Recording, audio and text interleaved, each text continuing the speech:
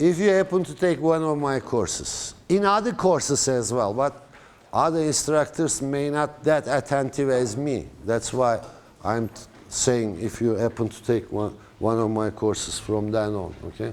When you write down, when you use the term constructed, you gotta be very careful, okay? I know that when you read the literature, contemporary literature, you'll find out that it's quite a popular term. Everybody uses that term, okay, almost. But most of these writings displays a kind of inattentiveness to what it really implies, okay? It does not mean that it has been constructed by a particular subject. It means primarily that it has been constructed through processes. Processes which may not be controlled by any subject, okay? That's very important. And therefore, since they are the result of the processes most of the time, they cannot be changed or modified in accordance with the wishes of a certain subject. An individual, a political party, a social group, or whatever, okay? So constructed means something really powerful, okay? Okay, we have said that these two aspects, the material and conceptual aspects of design, are not separable from each other, despite in our ordinary usage, many people assume that signifiers pre-exist signifiers. Okay. Now we came to an interesting relationship between the signifiers and the signifieds. Okay. If I would say to you that the signifieds are there in the forms of the concepts, okay, that my thinking has, then I would reduce language to an instrument to express those concepts to you, okay? But the problem is that, as we will see now, okay, the sign, since they are closely connected in the sign, and since the sign or signifying quality, or as different, slightly different from this, the value of the sign turns out to be a function of that sign with the other signs in a signifying chain, something like language, okay? This is the heart of structuralism, okay? Since the value of the sign is the function of the difference of that sign from the other signs in a language, or to put it in more general terms, in a signifying chain. This means that the sign and what it values, what it expresses, okay, the meaning, the sense it has, okay, has nothing to do with the concepts that you presume to have in your thinking prior to language, okay? But rather it means that it is this relationship of difference of a particular sign that produces the difference of both its material aspect, which is closely connected with its mental aspect, the concept, okay? Therefore, both the differentiation of the concept and the differentiation of the sound turns out to be the result of that difference of any sign in a signifying chain. That's the most crucial, the heart of the structuralist stand, okay? It is actually, it means this. For instance, if, for instance, I said horse, how did you know what a horse is?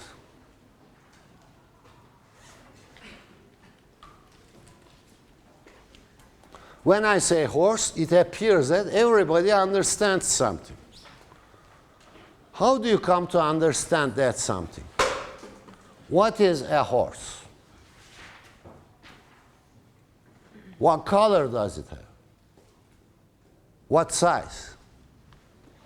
How do you define a horse? By enumerating its distinctive characteristics. What are the distinctive characteristics? Those characteristics that enable you to differentiate a horse, say, from a cat. Huh? So that you come to appreciate that a cat is different, something different from a horse. Okay? And it is not a dog either. It is not a mice either.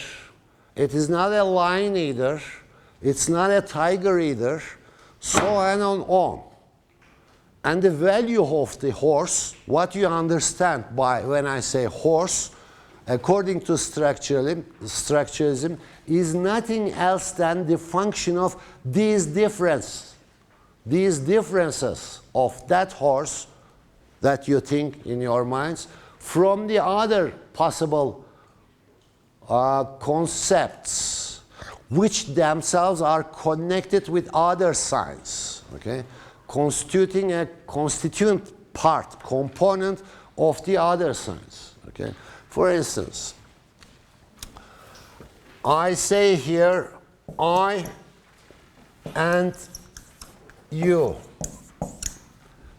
and I say another something, I or you. How do you know they are different? Here, all the other terms being constant, I've only changed one single connection between the other two components, and or I. What does and mean? What then or means? How do you know the difference? Now the difference, knowing the difference, turns out to be a matter of locating a given sign, okay, in a chain of other signs. Say, for instance, I wrote down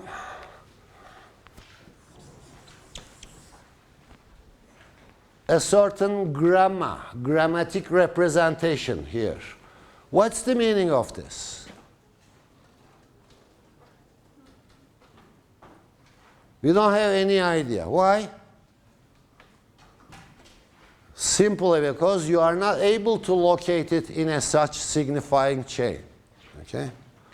So, to be able to make sense of what that Sanskrit A stands for, therefore, Saussure says that it is not enough to study A in isolation, but it requires to study A in connection with the other sounds of the language. Only in its difference from the other sounds of a given language, the value, what the A is, what it is doing there, turns out to be apparent. Okay? That's the crucial point.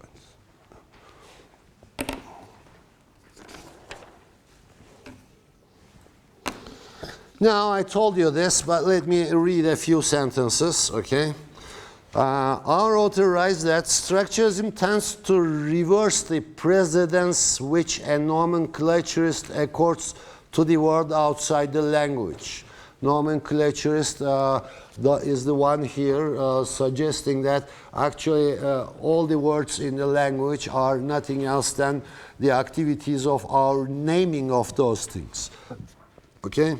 So structuralism reverses this nomenclaturist approach to the world, to the language, by proposing that far from the world determining the order of our language, we have talked about this, claiming the autonomy of language, our language determines the order of the world. Because no two languages order the world in quite the same way. Actually, if you study more than one language, you'll find out that the universes presented by these two different or more languages to their speakers are quite different from each other. You know, if there's anyone among you who tackled with the problems of translation, has already been aware of this fact. Okay? There are some things you can never ever satisfactorily translate into other languages. Okay? And worse still, not only the difficulty is not only to find the corresponding word in the translated language, but more than that, the expressions, the value of expressions can never be conveyed in other language. Okay? Simply because this shows that these two languages organize the world in different fashions. It means that the words can easily and very radically organized in a rather different fashion. Okay? After pointing out this, okay, no, I'm not. No. Okay, I've hit upon the question of the value and told you that the value of the sign shows itself only in its difference from the other signs in a signifying chain. Actually, Saussure was quite enthusiastic in distinguishing this analysis of the value of the sign from what he called the signification, okay, or the signifying function of the sign. Now, this later concept, signifying function or signification of the sign, turns out to be a very important component, especially at the threshold of the passage from structuralism to post-structuralism. Simply because it will bring into the question, into the picture, the question of force. That force we have talked about earlier, okay? Now we were talking about language as if, especially when we were approaching language from a synchronic point of view, as if it has been something that, okay? So can easily therefore mistaken as if the language is an instrument of expressing rather than organizing the world, okay? A machinery to organize the world rather than instrument of expression. Okay? However, when we introduce the concept of the force or signification, which corresponds to the concept of power or concept of the force, you'll find out the power of language in ordering the world. Okay? The language would force the world to assume a certain form, in other words. Okay? The example that you give for Eskimo. Yeah, for instance, that it would enforce to the what you may call reality that 16 different shades of white to exist over there, okay? Or as in our language, 4 or 5 or perhaps more, I don't know how many whites there are in Turkish, okay?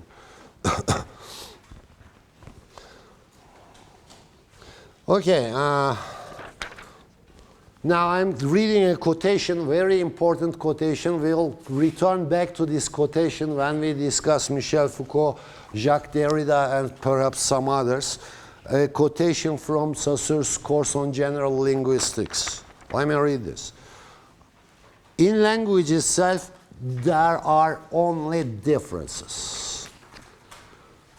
As you'll see, this statement will be fortified with the addition of one or more elements later on. Okay? In the language itself, there are only differences. Actually, this statement itself, heavy enough. In the language itself, there are no signs with pre-given values, in other words, okay? In the language itself, there are no pre-given meanings. No pre-given signifiers, no pre-given signifieds, in other words. There are only differences. Later on, the phrase without any positive terms will be added this, and we are going to discuss what it means. Okay? In the language itself, there are only differences. Even more important than that is the fact that although in general a difference presupposes positive terms between which the difference holds, okay, here it comes. In a language, there are only differences and no positive terms. What do you make out of this? Now, we have seen in Nietzsche, for instance, a discussion of force a discussion of force, which was quite a difficult discussion, simply because, according to Nietzsche, force as such is something which does not exist. Okay? A force can only exist only in its being related to another force. You may rightfully ask here, what kind of relation is this? Okay?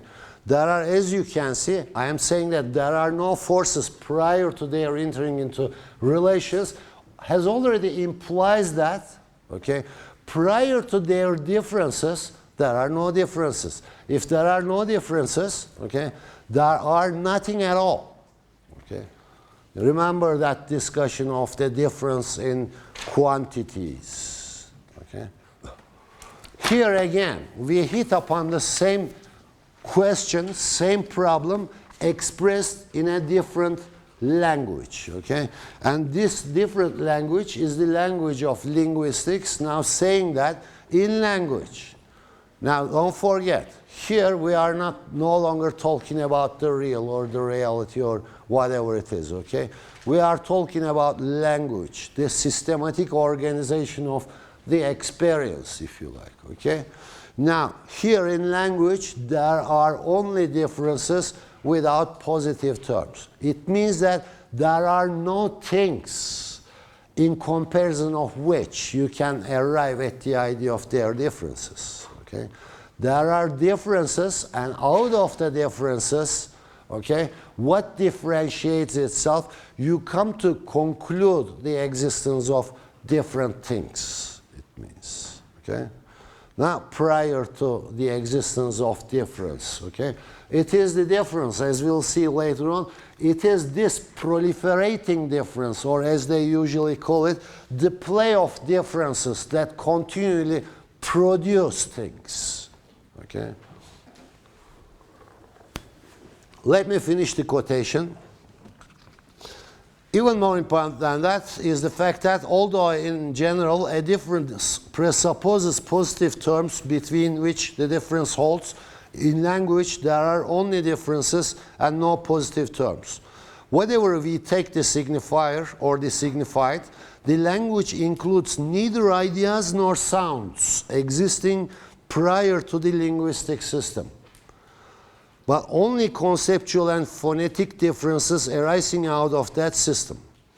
In a sign, what matters more than any idea or sound associated with it is what other signs surround it. Okay? This implies the priority of the surrounding other signs. Okay?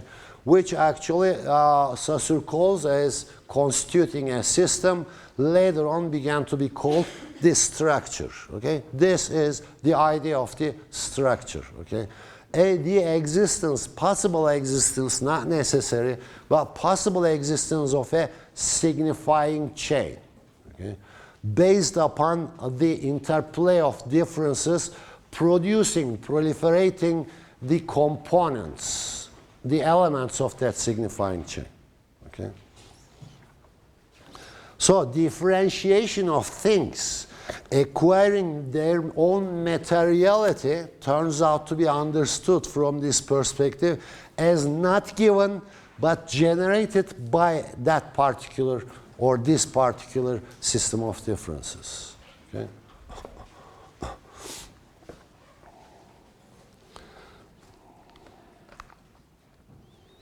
Okay, I've said this. Okay, let me read a few sentences more. The signs of the language thus became subject to so-called play of differences.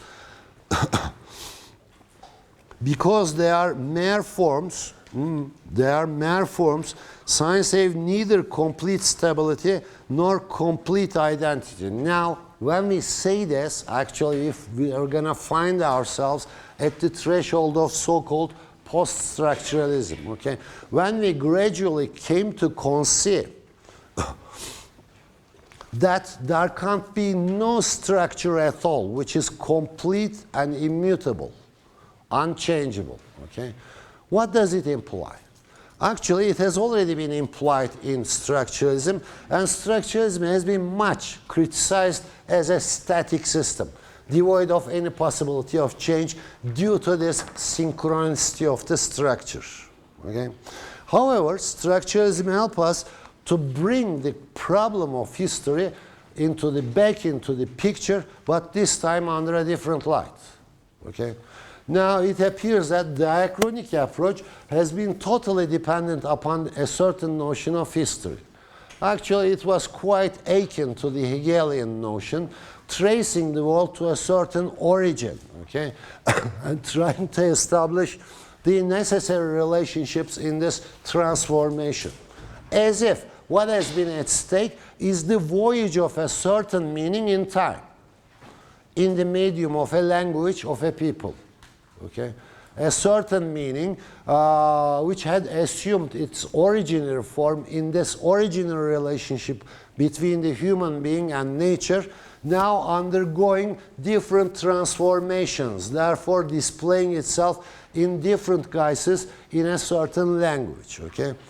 However, therefore, rejecting diachronic position and emphasizing synchronicity of language actually at the first sight may appear to you as sheer rejection of any possibility of history. No, but there's another notion of history here. Okay? We have talked about the interplay of differences within a structure, generating, proliferating new signs in that structure, or if you like, in that signifying chain, okay? And this means that the addition, and we have described the value of the sign as it is different from the other signs in the same signifying chain. It implies that the introduction of each and every new sign brings with it a certain modification of the whole system. Okay? A certain modification of the whole system, therefore a shift in the values of already existing signs in that signifying chain, which means that no sign can acquire a fixed value. Okay? Which means that the values of the signs always are in the process of transformation. Okay? That's why you could never be able to look at the language or signs and pin them down with fixed meanings. Okay? The meanings will always, on each and every usage, if you like speech act then, therefore, the meanings of the signs, the values of the signs would be subject to process of change. Okay? And all you can talk about is the more or less integrity of a structure. When we come to understand, appreciate the import of this viewpoint, we're going to find ourselves at the threshold of separating structuralism from post-structuralism. Okay? When we begin to insist on this, when we declare that, first, there is no one single mother structure or structure of structures, first. And then, when we began to realize that a structure is actually something leaking from its every corner, okay, it would be nothing else than that there can be no value which is fixed in the constitution of the sign. Okay? This as well will explain why language is something so elastic, okay? So fluent, so solvent in terms of the question of its meaning of its terms. In that connection, I would like to talk about one more thing, and this brings us to the conclusion, at least for the time being. Okay, first of all, then, we have seen that a new kind of historicity has been introduced. This time, not the historicity, not the independent, autonomous history of the one component of language, but language conceived as a system would display a historical character in its own self. Actually, when we say that, for instance, language is not the property of the individual, but is the property of the society whose reservoir had been accumulated through the experiences of generations of the members of the society, we had already implied this, okay? That it is something historical, that actually the arbitrary character of the sign, you know, that strange relationship, that inseparable relationship between the signifier and the signified has been established through the accumulated experiences of that society in their collective conscious, for instance. Okay? This already implies that here what's at stake is a new kind of historicity, a historicity of structure, actually. Okay? Not independent, autonomous components, but the historicity of the structure. Actually, if you ask me, only after this there comes to talk in a rather meaningful fashion, okay, a sort history of a certain mode of kind of social organization, for instance, not before that. One, that extra addition comes with in connection with the discussion of the value of the sign. Of course, there are several ways of studying it. One Saussure calls vertical, which more or less corresponding to associative or pragmatic one. Sorry, associative is not, I've taken. Yanlış not almışım. One is the pragmatic, or what Saussure calls as vertical one. The other one, the horizontal study of the value of the sign. Now, the vertical dimension, actually, in this vertical dimension, each sign finding its way into an actual utterance in speech or in writing invokes potentially all the other signs to which it bears a relation. Okay? Doğru yazmışım ya. So, in this vertical analysis, which Saussure calls, I'm correcting myself, as the associative,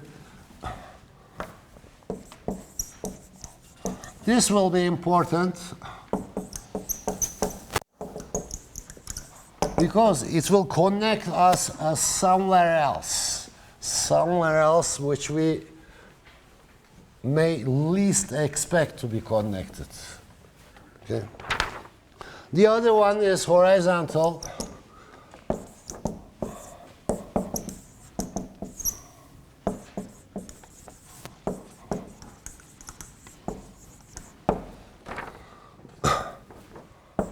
Linear, or understood as linear or syntagmatic one.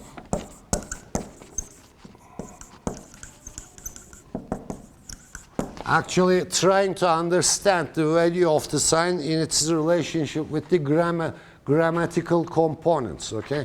So that the value of the sign can be determined as it is function in the grammatical system of a language, okay? Therefore, it's called syntagmatic one. However, the other one, the vertical dimension, turns out to be much more interesting for structuralism, simply because here, in this vertical dimension, what you'll find out is nothing else than that each and every sign finding its way into an actual utterance, now I am using them, okay, in speech or in writing invokes, potentially, always and all the time, actually, okay, all the other signs to which it bears a relation. Now, this is an important term. You know, up until now, I was talking about a signifying chain, okay? Here, however, we use that notion of signifying chain in a rather limited fashion, okay? So that taking a certain sign as the center of our analysis, we try to find out each and every other sign which may have connections with that sign, okay? Now, it is within the context of these connections the value of the sign show itself away, okay? And it will take us to somewhere else as well, okay? This dimension of language Saussure calls the associative, and he contrasts it to the other horizontal dimension of language, the linear or syntagmatic one. Since Saussure's own time, the associative dimension has come more and more to be known as the paradigmatic, which makes it sound more formal than what Saussure appears to have had in mind, since many of the associations which particular signs carry for those who use them may be private and done less than paradigmatic. But what's important here, okay, is this. The usage of a particular sign, which has already been associated with the other signs, okay? The analysis of such a sign immediately bringing into question why that sign has been used rather than other signs, and analysis, very much important, why the other signs are not absent in the speech. Okay? Actually, this will show a kind of way to the analysis of the unconscious, as you can see, okay? So the associative function here attributed to the usage of actual usage of one particular sign, and that actual usage of that particular sign actually establishing a barrier for the possible uses of the other signs in that same context, okay? So other signs remaining hidden. Actually, Saussure says that in terms of the horizontal dimension, actually we study the signs in presence, okay, in presentia. Therefore, in connection with the other expressed signs in a sentence, for instance, okay? But this is, to stick to this is to delimit a huge field of analysis, and when we enter into the study of vertical dimension, the associative relations, okay, it opens up a huge field which does not show itself in the actual speech acts of the individual users, speakers of a given language. Okay? Now it is this, actually, psychoanalysis will make use of in its study of the unconscious. Okay? What the language here, the sign operates in the absentia of the other signs with which it has been connected. Okay? So the other signs remaining not conscious, not uttered, not brought into the speech, but always remaining in the background and still functioning as the major determinant of what the value of the actually uttered sign is. Okay? Okay, with this, let's finish this part.